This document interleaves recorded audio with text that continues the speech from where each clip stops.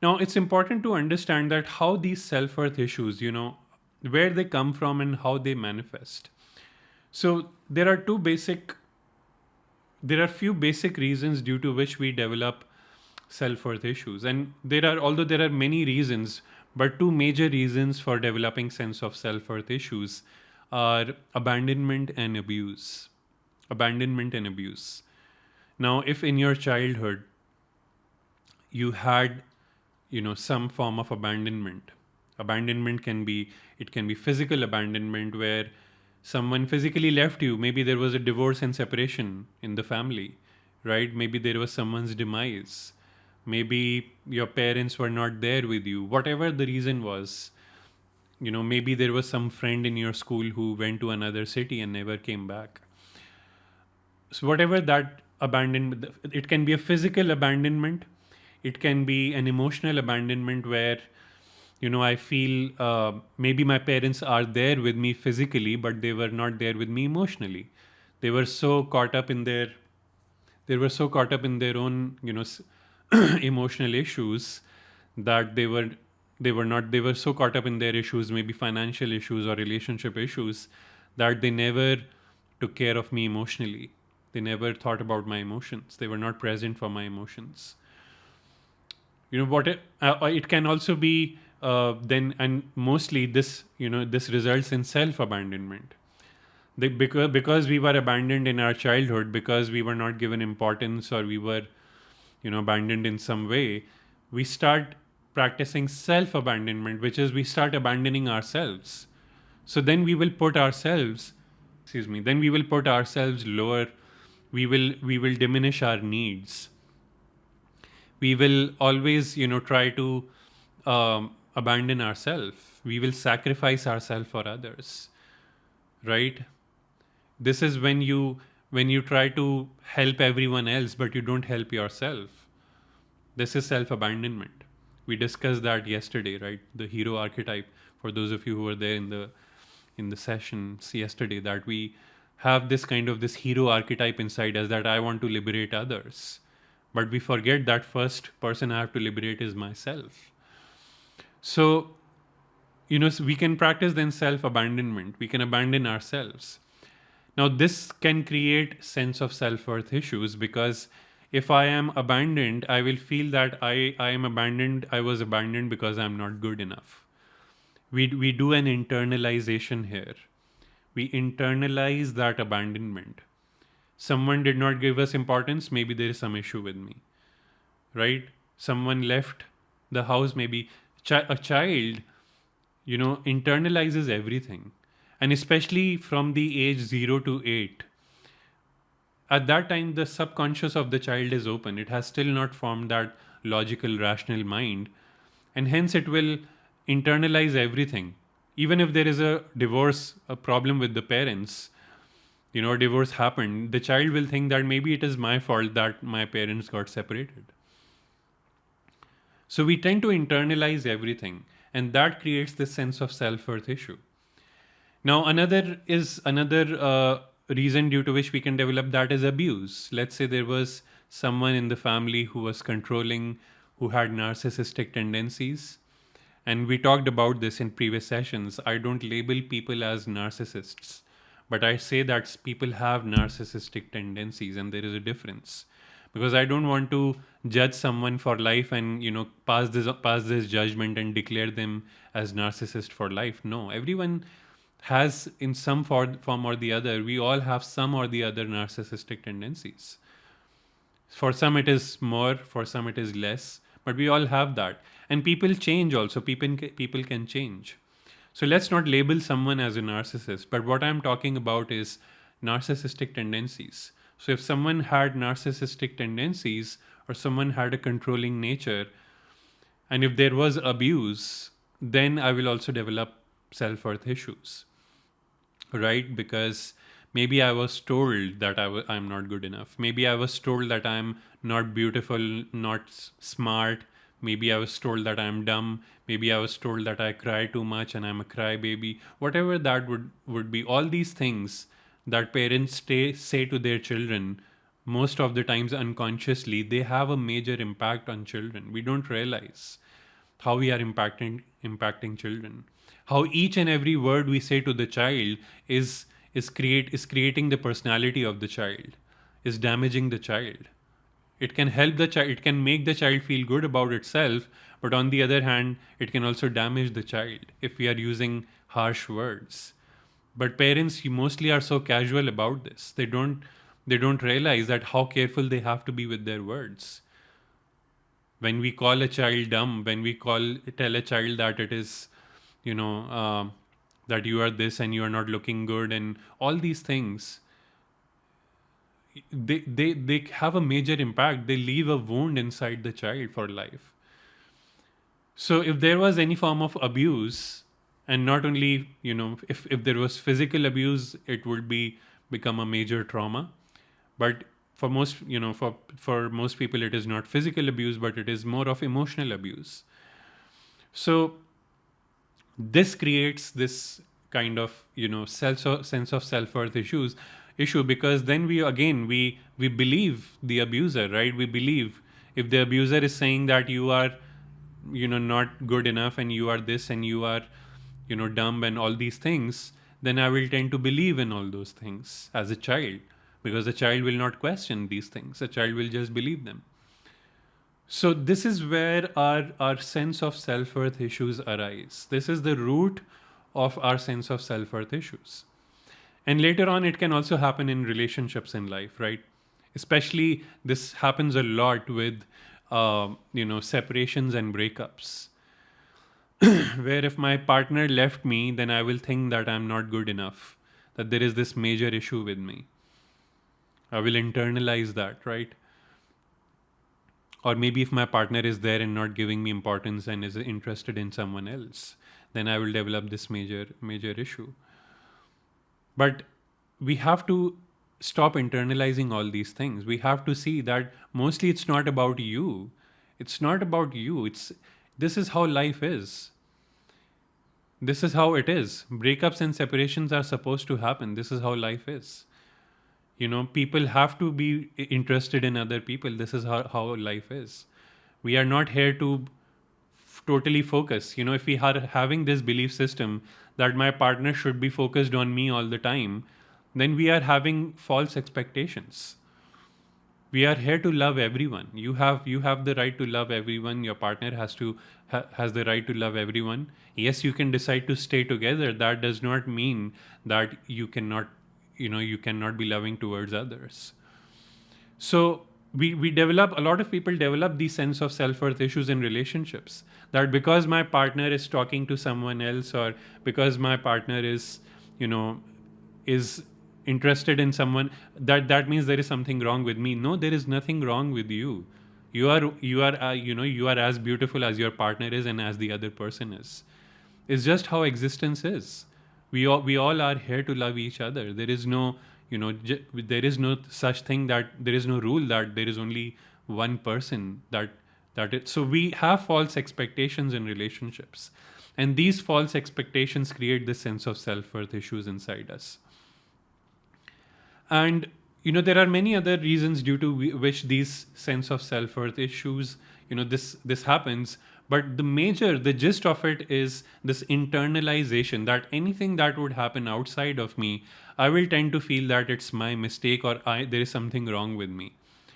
This especially happens in households where there is this moody personality, maybe the head of the family who is constantly angry and who is constantly his or her mood changes all the time. And then we will tend to think, and this person becomes angry, and then we will tend to think, oh, maybe I did something wrong, and that's why this person is so angry. And then we walk on eggshells, and we always are constantly worried about, what did I do wrong? What did I do wrong? And that creates this sense of self-worth issue. Now, then we have to now see that how do these self-worth issues manifest? In what forms do they manifest? They can manifest majorly. Again, there are various forms in which these self-worth issues can manifest, but they manifest majorly in two forms. And those two forms are either I will be very low in confidence or I will be overconfident. Either I will try to hide myself and I will diminish myself and I will diminish my light, or I will try to show off so much that I will become an attention seeker. And this also results in narcissism, because your narcissistic tendencies are due to also people wanting attention, right? People wanting control. And that's why people want to control, because by controlling, they feel good about themselves. So when you see someone, there are two ways in which you can see this. If you feel low in confidence, if you feel this lack of confidence, then you have shut down yourself. Then you have created this shell around you and you are hiding in that shell. Right? This is when the solar plexus chakra, now there are two, as I said, the solar plexus chakra is your center for your self-worth. And the solar plexus chakra can be either can have lack of energy, or it can have too much energy. If both, in both cases, the chakra is imbalanced, and this lack of energy will result in low confidence, and this excess of energy will result in overconfidence. So when I have lack of energy, I'm kind of diminishing myself. I've created this shell around me. I want to hide in that shell. I don't want to show myself to others. I'm not feeling good about myself. I'm feeling I'm not good enough. I'm feeling that if I show myself to others, people will judge me. People will, and then I will feel more bad about myself. And this constant fear of being judged by others, it keeps us in this prison. It diminishes our light. Then you don't shine as who you are. So don't diminish yourself. You are so beautiful. Each one of us is so beautiful. You are so amazing. I want to tell you that. I might not see you physically here, but energetically I can see you right now. And I can see how beautiful you are. Please don't diminish that light within you. You are amazing. And that's what we don't realize, right? We talked about positive blind spots yesterday. There are so many beautiful qualities inside us that we don't see, but others can see them. We have to see those beautiful qualities. I know that you are beautiful, right? And you are so much more beautiful than you think that you are. You are so beautiful. You are so amazing. You are so gentle. You are so loving, right? You have a beautiful soul. You are such a good human being. You are so amazing. I can see that. I can energetically see this right now in you. But you think that you are not, and you diminish yourself. Don't do that, please. Shine your light. You are amazing. Don't be worried about what others think. The society judges people who are beautiful. That's the reality. And it might sound counterintuitive. It is not. That's the truth. Society judges people who are beautiful. Why? Because there is jealousy. Right? The more someone is jealous of someone, the more they will judge them, and they will diminish their light. So I want to tell you that you are amazing. You don't realize it. You don't see your beauty, but I can see that. And I want to tell you, you are amazing. Please don't diminish your light. Please, bring out that authentic self and show your beauty to the world. Express yourself. You don't have to show it to the world, actually. Just express it. Let it be a natural expression. Don't diminish it. And this is where shadow work becomes really important. Because what has happened is that there is this shadow inside you. This beautiful part of you has become a shadow, and it is hiding deep in your unconscious. There was something, let's take an example here. Maybe there was something really beautiful about you that you expressed in your childhood. Maybe the way you danced was so beautiful, it was divine. But maybe people around you judged that. Maybe it was your culture or something, and people said that, oh, it is wrong to dance, or why are you being so sensual? Why are you doing this, and and behave and all these things? And then what you did was you started judging that beautiful dancer inside you. And that became a part of your shadow. And now you are unconsciously judging it, but you don't realize that that's the most beautiful part of you, actually.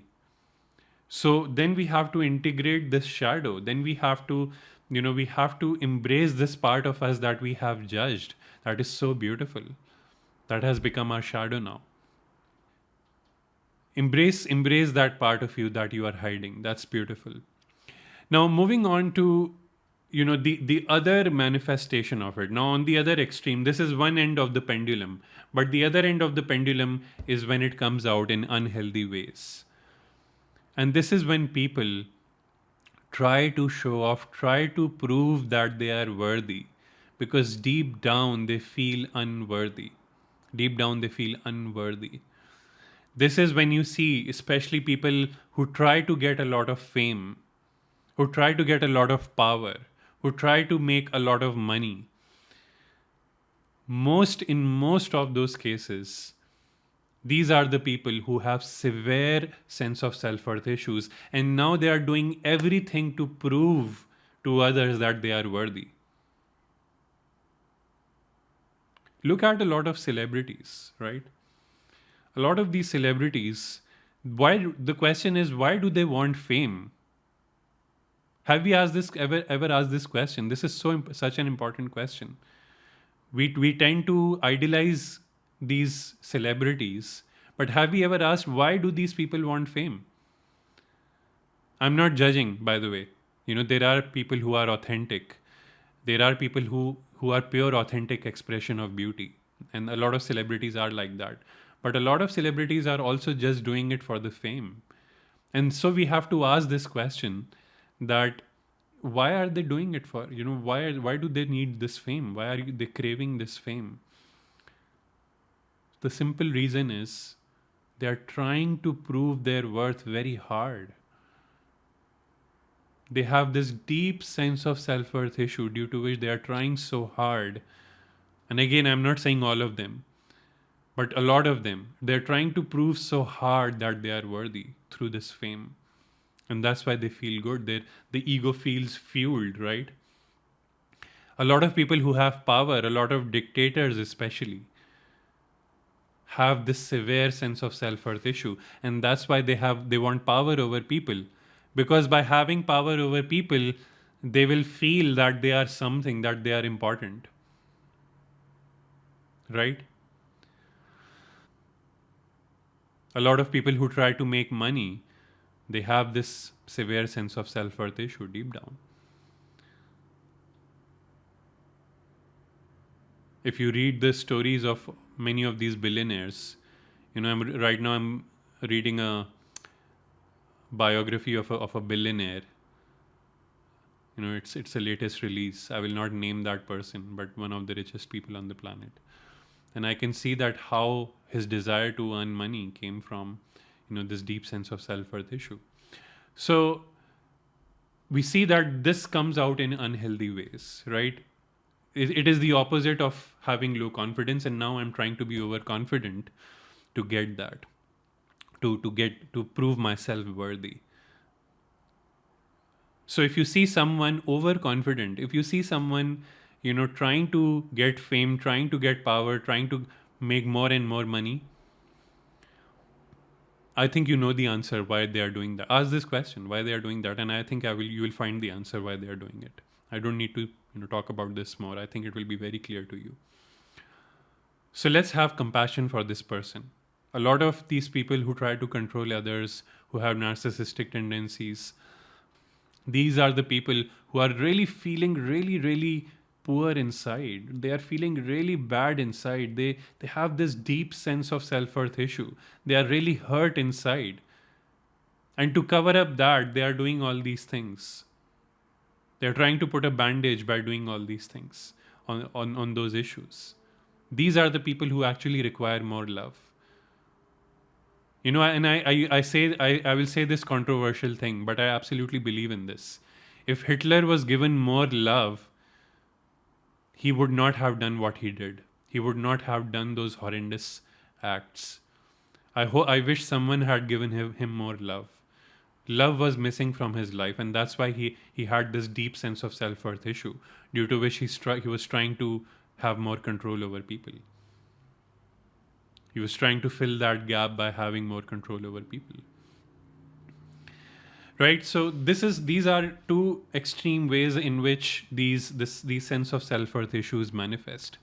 So the question then arises that where does true, and this is the last question that we will discuss for today, where does true sense of self-worth come from? Where does it come from? Where does it come from? Where does this true sense of self-worth, how do I feel, really powerful within? And what we have to realize is that anything that is impermanent, if we try to base our sense of self-worth on that, it will never work. And that's why a lot of people try to base their sense of self-worth on their bodies and on their minds. Can you see that?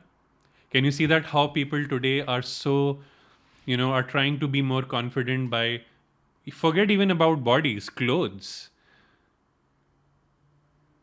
I met this wonderful person, and she's amazing, and I could feel the hurt inside her, and she said that, I only feel I feel confident when I wear these clothes, and she's such a wonderful person. She was not able to see her own beauty, and her beauty was dependent on her clothes.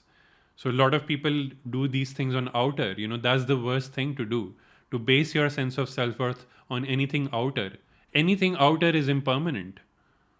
If I try to base my sense of self-worth on the money I have, I'm bound to, feel at some point of time, feel this lack inside me.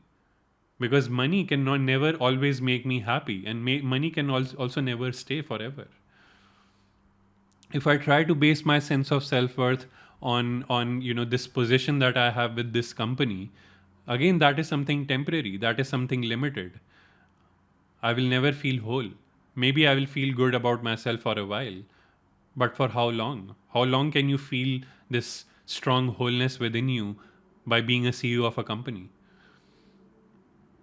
And then after, basing this sense of self-worth on external things, then people will come to their bodies, and they will base their sense of self-worth on bodies.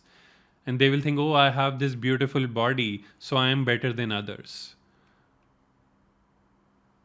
Again, we are in for disappointment, because as you will age, as your body will age, as your body will start experiencing issues, our sense of self-worth will go down. And that's why a lot of people in their old age, they experience this major problem with their sense of self-worth. They start feeling really bad about themselves, and they start having depression. I've seen a lot of people. I'm sure you have seen that too, right? That you see these people who have aged, and they are so sad about aging. Why are you sad about aging? Aging is a beautiful thing. But this only happens when we base our sense of self-worth on our bodies. And then there is a deeper thing here, which is a lot of people base their sense of self-worth not on their bodies, not on anything external, but on their minds and on their so-called intelligence and their so-called intellect. But that's again bound to be, it is temporary. Anything that comes from the brain is temporary. I have seen a lot of people who were so proud about their intellect and intelligence, who ultimately had some major brain issue. And those are again wonderful people. I admire them. But they experience some major brain issue, maybe Alzheimer's or some disease, and their intellect and intelligence was all gone. So again, that is temporary. Why would we base our sense of self-worth on the brain itself, which is temporary? So the question then arises, where does true sense of self-worth come from? It comes from something that is permanent. Anything that is impermanent will go away, but something that is permanent will give you a true sense of self-worth. And something that is permanent is your awareness, is your consciousness, whatever you want to call that, soul, spirit, your God self, your higher self, whatever that is. That's where you derive your power from. That's where you know that this is something that is permanent, right? My body will change, my mind will change, everything will change. But what will remain is my awareness, is my consciousness, is my soul, spirit. Again, all these are just labels, whatever you want to call it. And that's when you feel, that's this true power arises, when you realize that you are, the body is, you are not the body is temporary, you are not the mind is temporary, but who you are deep down, that's permanent. And when you, the more and more you connect to that, the more sense of self-worth you experience. So the culmination of today's talk is in the fact that the more you connect with this awareness of yours, this soul of yours, the more self-worth you feel. And the simple answer to that is meditation. Right? Ultimately, everything boils down to meditation. And by meditation, it's not necessarily the sitting practice, but anything that connects you to your soul, to your awareness, to your consciousness, will make you develop a strong sense of self-worth. And that's what I started noticing about myself. The more I, meditated, the more I started feeling good about myself. If you would have met me, 15 years ago, I was a very different person. I was extremely low in confidence. Extremely low in confidence. I would have never imagined at that point of time that I will even be able to talk like this, with you in these live sessions. But the more I meditated, the more I connected to this infinite, immortal, permanent part of me, the more I developed that sense of self-worth, because I realized I am not the body, I am not the mind. What I am is much beyond that, which is infinite, which is immortal, which is omniscient, omnipresent, omnipotent. And that's what self-realization is, when you realize that you are God, you are the universe, you are infinite. So self-realization is the culmination of self-worth, sense of self-worth. I love you, and I love you very much. I want to tell you how much I love you, because I know that how amazing you are. Maybe you can't see that right now, but I know that. So I want to tell you that I love you. Take care.